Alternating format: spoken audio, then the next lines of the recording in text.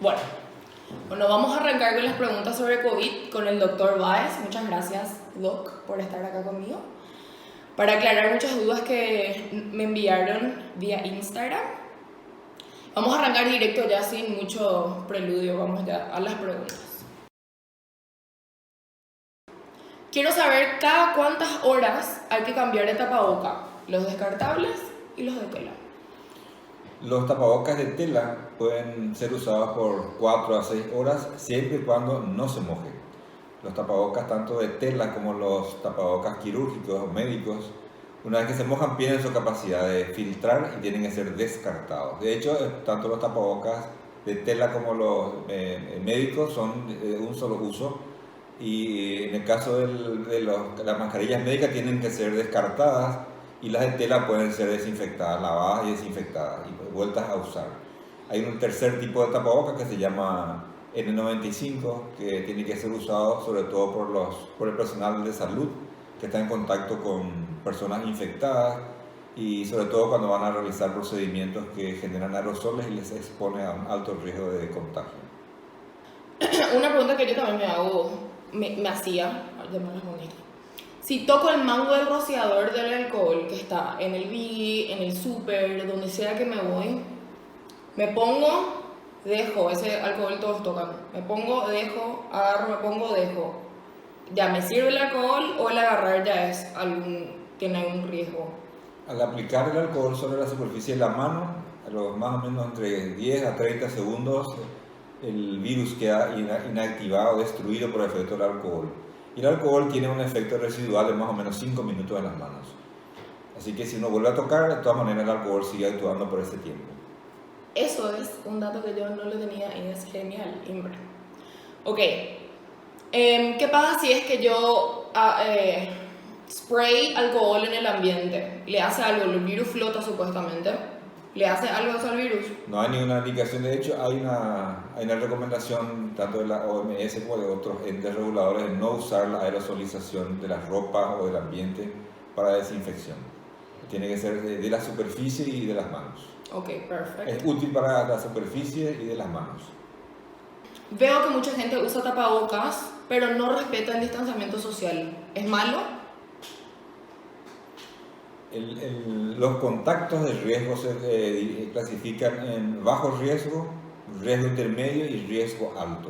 El riesgo alto es aquella situación en la que una persona está frente a una que está con la infección, hablando a una distancia menor de 2 metros por más de 10 minutos sin que el paciente ni la persona con la que está hablando usen tapabocas. El riesgo es muy significativo. Si yo uso tapabocas y el paciente no tiene tapabocas y la distancia es mayor de 2 metros, es un riesgo intermedio y tiene que tomar las precauciones hasta descartar que se haya infectado. Y si uno entra en contacto con una persona que está enferma, la persona enferma usa tapabocas, yo estoy a 2 metros, menos de 10 minutos y yo también uso tapabocas, probablemente no va a haber ninguna posibilidad de contagio. Y las situaciones que experimentan los médicos, las enfermeras, todo el tiempo en el manejo de los pacientes. Así que están en contacto con pacientes enfermos, pero tomando las precauciones del distanciamiento, el uso de tapabocas se reduce significativamente el riesgo de contagio. ¿Funcionan las mascarillas de plástico, las transparentes, sin tapaboca abajo? No hay indicación de usar las mascarillas sin tapabocas, porque el aire puede transmitir los virus por debajo, por los costados, por arriba, y no está el fenómeno de barrera o el mecanismo de barrera que hace el tapabocas.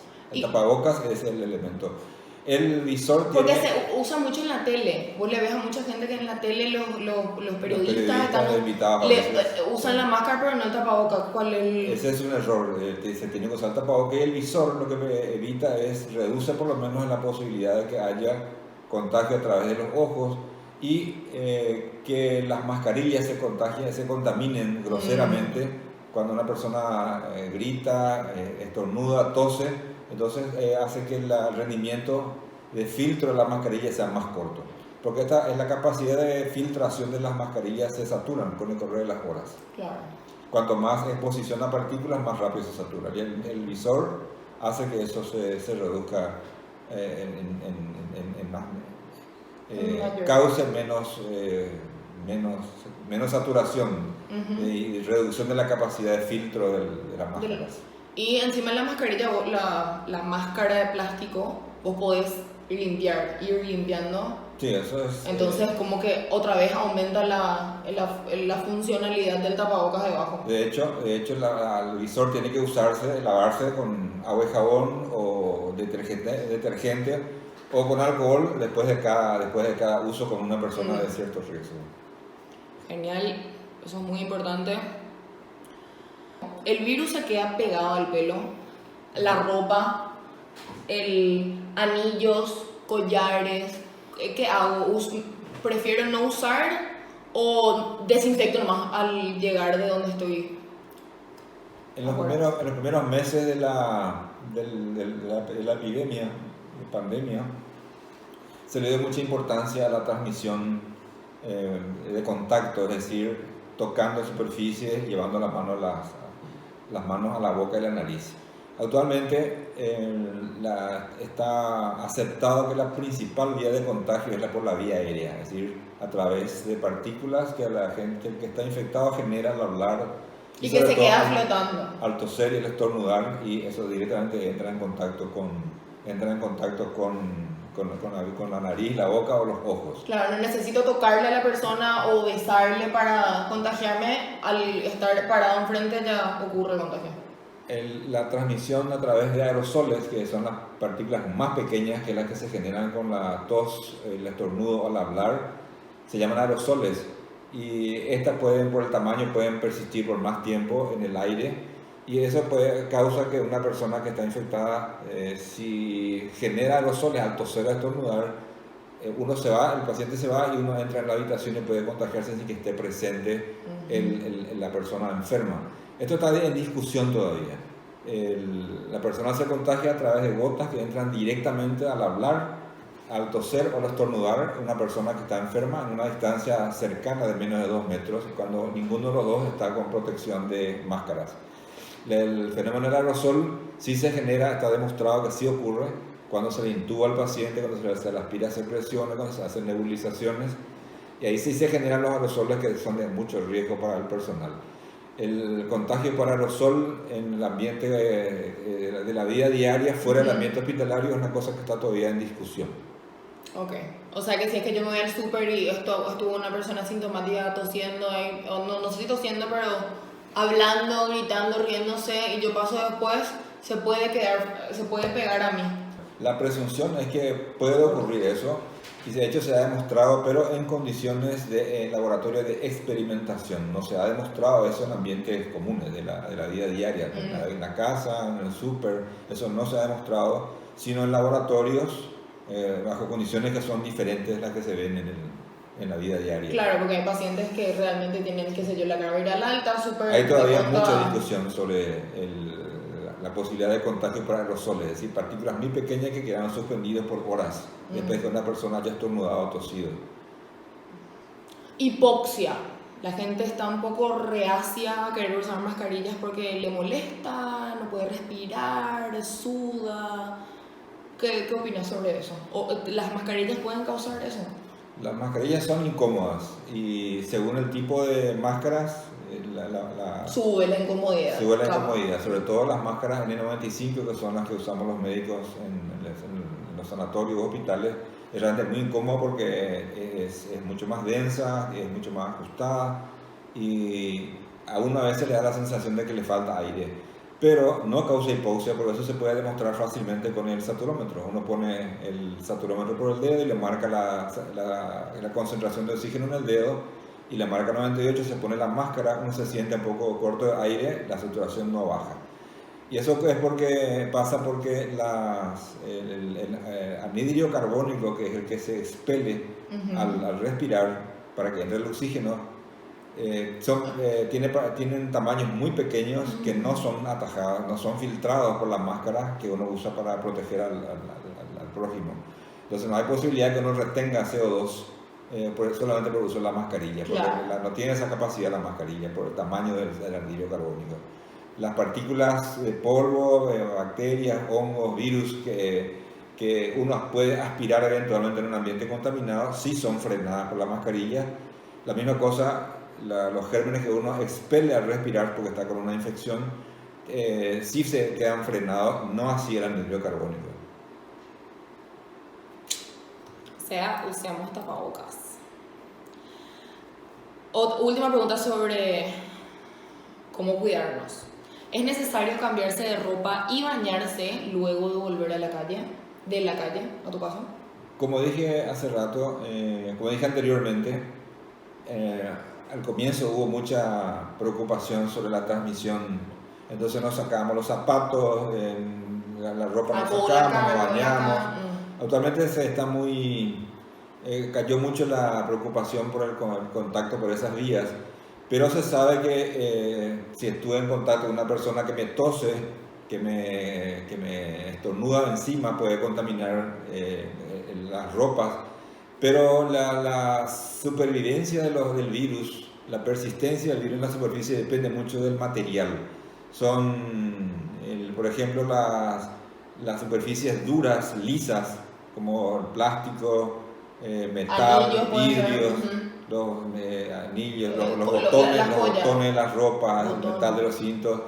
El virus puede persistir, se puede encontrar virus 2 o 3 días después todavía, aunque se discute mucho de que en ese tiempo sigan siendo contagiosos, que tengan la capacidad de seguir contagiando o causando enfermedad. A medida que pasan las horas después de depositarse en la superficie, el virus va perdiendo su capacidad de infectividad. Y las ropas que son rugosas tienen poca capacidad de retener el virus por mucho tiempo. Así que la práctica, las veces, hay algunos que recomiendan sacarse la ropa, lavar la ropa enseguida, otros no le dan ya mucha importancia a eso, se pone más énfasis en la protección del lavado de manos y el uso de las mascarillas. Están en ambientes cerrados con pacientes que están enfermos, que tienen probablemente carga viral alta, en los cuales se hacen procedimientos tipo... ¿Pero y qué pasa si es que sos asintomático? Y si sos asintomático, puedes contagiar igual. En el día previo, máximo 48 horas del inicio de los síntomas, ese es un periodo en el que una persona ya puede contagiar. Si uno se contagia con el virus, hace lo que se llama el periodo de incubación, que dura de 2 a 14 días, y la mayoría de los pacientes para el quinto día ya hacen síntomas. Hay reportes que el 97% de los pacientes que se infectan al quinto día comienzan a hacer los síntomas, muestran los síntomas, los primeros síntomas de la enfermedad. Y se ha demostrado también que el día previo, 48 horas antes del inicio de los síntomas, el paciente ya puede contagiar. Y eso es un problema porque esas personas, en la casa sobre todo, no toman las precauciones, recién se preocupa de cuidarse cuando comienza a hacer síntomas. Pero esa persona el día anterior o 2 días antes ya estuvo contagiando al núcleo familiar. Bueno, y perfecto. Nos vamos directo a la siguiente sección de preguntas. A partir de un contacto positivo, ¿cuándo conviene hacerse el test? Yo hace 2 días estuve con alguien que ayer dio positivo. ¿Cuándo yo me hago el test? Está bien demostrado que si yo tengo un contacto de alto riesgo con una persona que está infectada, me habla, me tose, yo no tenía tapabocas, me contagio. Si me hago el test a las 24 horas, la posibilidad que me salga negativo es de 100%. O sea, no me va a salir positivo. A las 48 horas baja más o menos al 67%. Entre el cuarto y quinto día, eso baja a 38% aproximadamente. Y entre el séptimo y octavo día, la posibilidad de que me salga positivo ya es más del 80%. Okay. Es decir, después de un contacto, lo correcto es hacerse el test entre el quinto y séptimo día del contacto de riesgo. Del encuentro que tuviste con la persona. O cuando aparecen los síntomas. De repente al quinto día ya aparecen los síntomas, se puede hacer el test y probablemente ya va a tener positivo. Si está asintomático y hubo un contacto de alto riesgo, la recomendación es que se haga entre el quinto y séptimo día. ¿Cuánto tiempo se hace cuarentena si tuviste contacto con positivo pero tenés test negativo? Generalmente, como dije, hay que hacerse el test más o menos entre el quinto y séptimo día. Si sale negativo, eso hay que repetir en por lo menos 72 horas. En 3 días otra vez. En 3 días se repite, y si sigue siendo negativo y el paciente está asintomático, probablemente no se contagió. Okay. De todos modos, tiene que seguir con las precauciones. El único problema, el problema principal en estos casos es que cuando uno sale a la calle, va al trabajo, está haciendo sus actividades diarias, se usa tapabocas, porque la gente te exige que use tapabocas, Claro. pero no así en la casa. Ujú. Entonces, si uno se contagió y le sale por negativo al 7.º día, ya cree que está libre de la enfermedad, no se protege, no protege a los demás en la casa, entonces esa es la causa de por qué los contagios son más frecuentes en el núcleo familiar antes que en el trabajo o en la calle. ¿Cuánto tiempo de contacto, conversación a 1 metro, por ejemplo, se necesita para el contagio?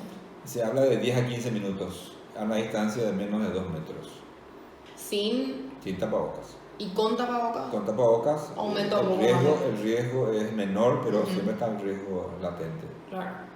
Sobre todo cuando la persona que está con el contagio no usa tapabocas. El riesgo Claro. principal es que la persona que está con la enfermedad no use tapabocas, porque el objetivo del tapabocas es la de proteger a esa persona que está infectada, usa tapabocas para proteger a las personas que están enfrente y que no están contagiadas. Ujú. Si tengo contacto con un positivo y me hago el test y sale negativo, ¿igual me tengo que encerrar? Y tiene que hacerse la secuencia que ya mencioné. Un control a los 7 días, Ujú. luego un segundo control a los 10 días y continuar con la... Después de ese, o sea, vos te haces, en el 7.º día te haces el test, esperas 10 días para 3 hacer el días. test. Ok. Otros 3 días, y si da negativo se considera que el paciente no está infectado siempre y cuando esté asintomático, no tenga ningún síntoma. Y entonces puede continuar con las precauciones comunes para todas. ¿Puedes contar el timeline desde el contagio hasta el negativo de vuelta? Cuando uno se contagia, hace lo que mencioné anteriormente, como que es el periodo de incubación, que dura de 2 a 14 días, en el que el paciente está asintomático. O sea, uno puede tener 5 días, 10 días, 12 días, 14 días sin tener ningún síntoma y estar cursando la enfermedad. Pero como dije, la mayoría, más del 97%, ya hacen síntomas a partir del 5.º día. A partir del 5.º día, las personas que hacen síntomas desarrollan la enfermedad.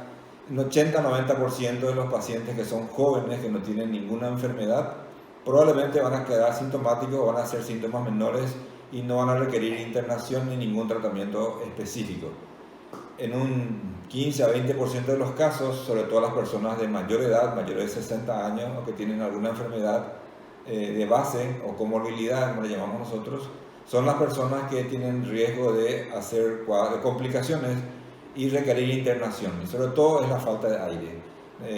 Recomendamos a todos los pacientes que tienen la infección diagnosticada que tengan un saturómetro, que es un aparatito que mide la concentración de oxígeno, y si el paciente siente que le falta aire, le cuesta respirar y se asocia eso a una reducción de la saturación a menos de 94, ese paciente tiene que internarse. Y una vez que se interna, comienza un protocolo de tratamiento específico con el paciente internado. Los pacientes generalmente que se van a complicar para el día 10 se internan, y entre el día 10 y 14 generalmente los que se van a complicar mal están en terapia intensiva. Cuando están en terapia intensiva les lleva por lo menos 7 a 14 días, si sobreviven, salir de alta, y el promedio de estadía hospitalaria en los pacientes que fallecen es más o menos de 21 días a contar desde el inicio de los síntomas. Desde el inicio de los síntomas, no desde que se internó. Desde el inicio de los síntomas. ¿Luego de cuántos días de tener COVID ya no sos contagioso para los demás? Es muy importante saber que el test que nosotros usamos para hacer el diagnóstico, que es el PCR, que es una sigla en inglés de reacción de polimerasa en cadena, lo que hace es detectar la presencia de algunos componentes del ARN, que es el material genético del virus, pero son apenas 3 o 4 componentes de una larga lista de genes que tiene el virus. Y lo que hace esa tecnología es mostrarnos la presencia de estos genes que pueden persistir hasta 4 o 6 semanas, inclusive hay reportes ahora de más de 150 días de persistencia de este material genético en las muestras respiratorias. Eso no quiere decir que uno tenga 1 mes, 2 meses o 3 meses el virus con capacidad de infectar. Para eso se tiene que demostrar por medios de cultivos si el virus está vivo o lo que estamos viendo son simplemente material genético, partes de material genético del virus. Hasta hace poco estaba escrito que a partir de los 8 o 10 días el paciente generalmente ya no es contagioso. Sin embargo, ahora recientemente, la semana pasada, aparecieron datos que sugieren que aquellas personas que tuvieron cuadros leves a moderados pueden contagiar hasta 15 días y los pacientes que tuvieron enfermedades graves pueden contagiar por periodos de 2 o 3 semanas, de 3 a 4 semanas desde el inicio a contar desde el inicio de los síntomas. Pudo haber tenido y no me enteré. Un porcentaje significativo no está todavía demostrado exactamente. Se calcula que hasta entre el 20 y 40% de las personas, sobre todo jóvenes sanas, hacen cuadros asintomáticos. Si uno no se hace el test, no te vas a enterar que tuviste la enfermedad, a menos que a partir del día 10 o 14 te hagan en una muestra de sangre la demostración de la presencia o no de los anticuerpos IgM o IgG que el cuerpo genera en respuesta a la infección. Es decir, después de X tiempo de haber cursado la enfermedad, la aparición de los anticuerpos puede hacerte el diagnóstico de una infección que pasó desapercibida. ¿Eso ya se hace acá? Sí. Ok, genial. Ya se comprobó de que si tuviste no podés tener o podés volver a tener. Hay algunos reportes preocupantes de casos de reinfección que vinieron de China y algunos otros de otros países.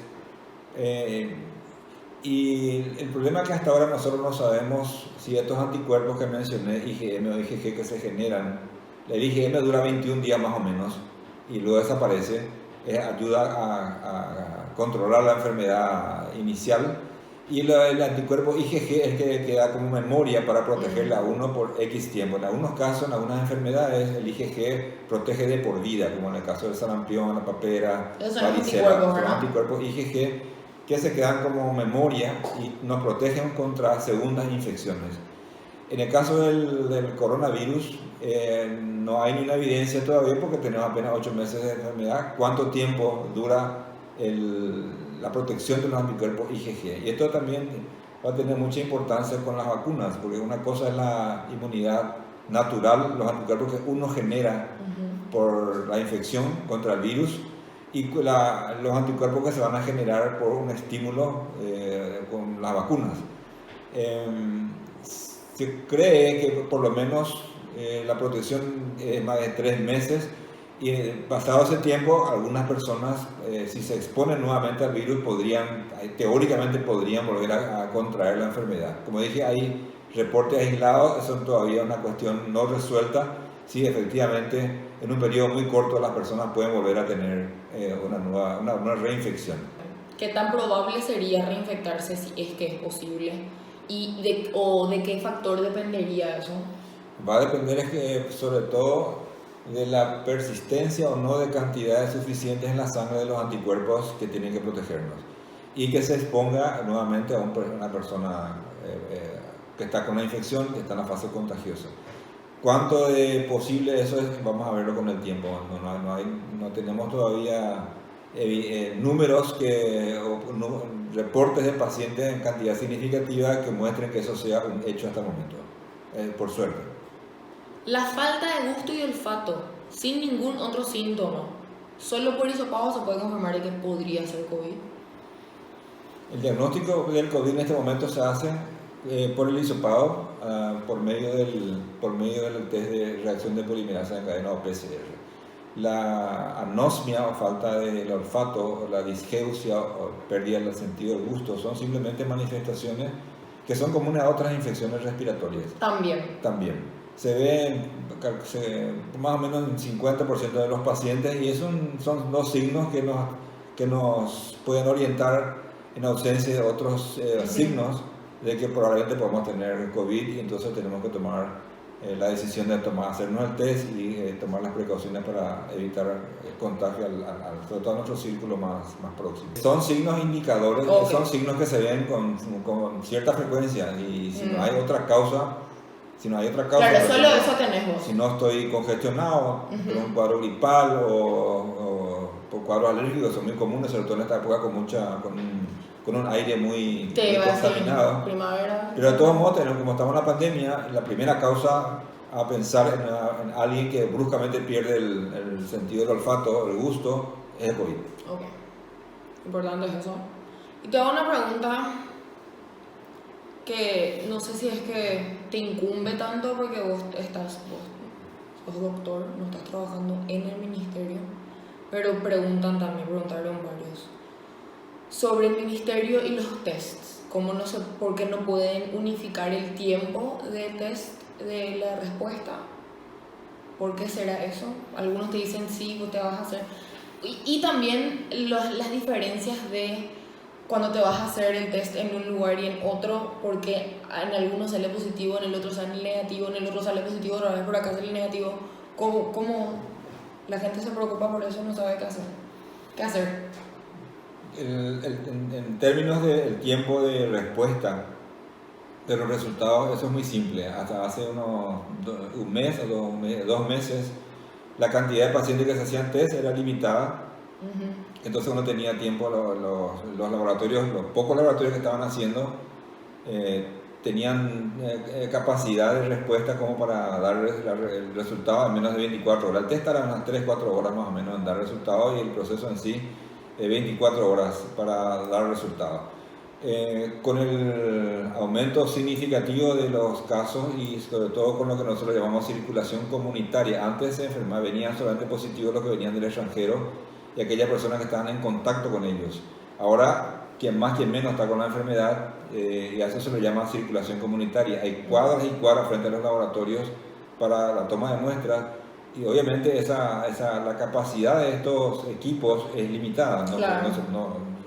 Hasta cierto punto pueden se toman las muestras, pero el número de muestras que pueden ser procesadas tiene un límite. Claro. Y a eso se agrega el hecho de que en muchos laboratorios hubo contagios del personal del laboratorio. Entonces hay menos personal. Entonces tuvieron que trabajar en cuadrillas, se redujo la capacidad.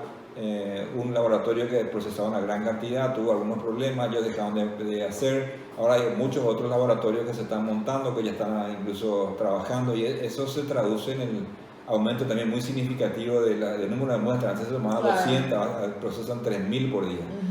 Y hay muchas muestras más que están guardadas para ser procesadas dentro del tiempo que se pueda hacer esos tests.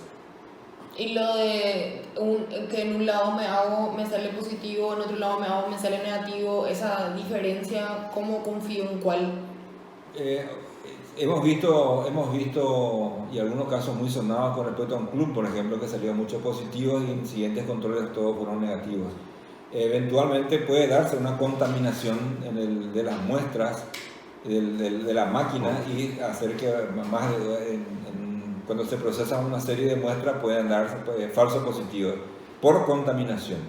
Y los negativos pueden darse por el hecho de que de repente el paciente ya no tiene carga viral suficiente y la máquina ya no detecta. Si me hacen un test a los 10 días me da positivo, claro. Me repiten 3-4 días después, naturalmente por la aparición de los anticuerpos puede darse el hecho de que el PCR ya me dé negativo, simplemente porque ya no tengo la cantidad suficiente de virus que pueda ser captado por la máquina. O sea que eso es muy dinámico y depende mucho del momento en que se toman las muestras. Como dijimos, a veces el test puede ser falso positivo, a veces puede ser falso negativo. Pero eso salva repitiendo las muestras con 3-4 días de intervalo. Y eventualmente después de los días 10, 14 también tenemos ahora la posibilidad de detectar anticuerpos IgM e IgG que si son positivos nos está diciendo que el paciente tuvo realmente la infección recientemente. Claro, o sea, para terminar de confirmar. Hay que saber que existen estos test que uno puede combinarlos a fin de determinar en esos casos confusos o dudosos si realmente el paciente tuvo o no la enfermedad. Y si estás asintomático no tenés tanto miedo si es que empezás a empeorar y te empezás a tener los síntomas. Ahí yo creo que la gente se desespera más que me salió negativo, pero yo ahora estoy empezando a toser, ¿qué onda? En esos casos se repite el test. Claro, hasta que las veces que sea necesario, hasta confirmar. Hay situaciones en las que hemos tenido de pacientes que están con síntomas muy sospechosos y recién al tercer o cuarto test la máquina nos dice que el paciente sí está con COVID. Eso mira. puede ocurrir. Okay. Y como dije, finalmente los test de anticuerpos también pueden darnos una ayuda, sobre todo cuando ya están con más de 10 días a contar del inicio de los síntomas, que puedan aparecer los anticuerpos y entonces zanjar esa diferencia. Entendido. Bueno, ahora vamos a ir a... Cuando se habla de la carga viral, ¿a qué se refieren? La carga viral es la cantidad de partículas de virus que tiene una persona en un determinado ambiente, ya sea en las vías aéreas superiores, en la secreción traqueal, en la sangre. Este término es muy común y muy útil en el manejo, por ejemplo, de los pacientes con VIH, porque nosotros tenemos la tecnología, en el caso del VIH, de determinar cuántas partículas de virus hay en una gota de sangre, en un ml. Lo mismo pasa con la hepatitis B, lo mismo pasa con la hepatitis C. ¿Cuál es la importancia? Que nosotros podemos medir la cantidad de partículas de virus que tienen, le hacemos el tratamiento y cada cierto tiempo controlamos que el virus desaparezca de la sangre y eso evita que la enfermedad progrese. Eso es un gran avance y es lo que permite que los pacientes con HIV actualmente tengan una expectativa de vida igual a los que no están infectados.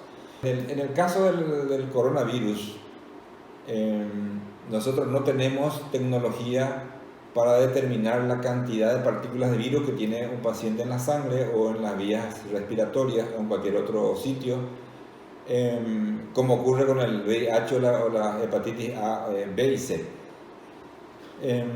La importancia de la carga viral estriba en dos hechos. Uno, que aquella persona que tiene mucha carga viral en las vías aéreas al toser es más contagioso probablemente para otros, y aquella persona que tiene más carga viral en sangre o en secreción traqueal o en secreciones respiratorias tiene mayor chance, mayor posibilidad probablemente, no tampoco está firmemente demostrada, que tengan una enfermedad más agresiva y mayor frecuencia de complicaciones. ¿Se puede disminuir la carga viral desde uno o eso es solo los ya con tratamiento? No hay ninguna posibilidad de, con medidas caseras, disminuir esa carga viral, excepto la de evitar exponerse con frecuencia. Claro, esa sería la manera de... Si uno está en contacto con mucha gente que está infectada, te tosen, te estornudan, te hablan de cerca, gritan, cantan, cada uno se está enviando una cantidad X de virus y uno se va cargando y eventualmente en esas circunstancias uno puede tener una carga viral mayor y desarrollar la enfermedad más rápido y eventualmente, posiblemente, hacer cuadros más severos. Entonces ahí la importancia de evitar los ambientes cerrados y sobre todo de usar los métodos de barrera como es el uso del tapabocas. ¿Es cierto que el hisopado disminuye su probabilidad de descubrir que hay COVID si es que tenés carga viral baja?